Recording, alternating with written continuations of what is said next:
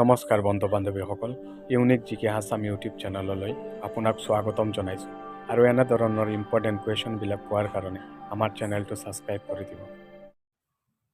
আহোমসকল কোনটো পথেৰে অসমত প্ৰৱেশ কৰিছিল? মেৰেগিৰিপথ, পাটকাইগিৰিপথ, পুংগানগিৰিপথ, ডিফুগিৰিপথ। আৰু ইয়াৰ শুদ্ধ আনচাৰটো হ'ল পাটকাইগিৰিপথ। Next question. কাৰ ৰাজত্বকালৰ পৰা আহোম মুদ্ৰাত সস্ত্ৰীক ভাষা ব্যৱহাৰ কৰা হয়? ৰুদ্ৰসিংহ, শিৱসিংহ, প্ৰতাপসিংহ, চুডাংফাগ। আৰু ইয়াৰ শুদ্ধ আনচাৰটো হ'ল ৰুদ্ৰসিংহ। Next question. কোনখন গাঁৱৰ পৰা কোচসকলৰ উদ্ভৱ হৈছিল? চিকনাজাৰ, কোচবিহাৰ, নামৰূপ, মংগলদৈ। আৰু ইয়াৰ শুদ্ধ আনচাৰটো হ'ল চিকনাজাৰ। Next question.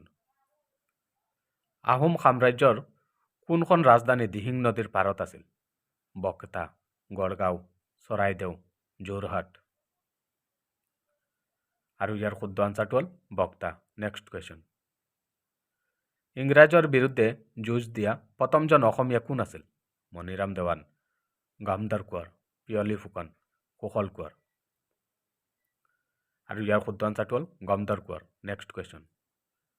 গড়গাঁও দখল কৰা মোগল সেনাপতি কোন আছিল? মিৰ্জা নাতান, আবু বক্কৰ, ৰামসিংহ, মিৰ্জুমালা।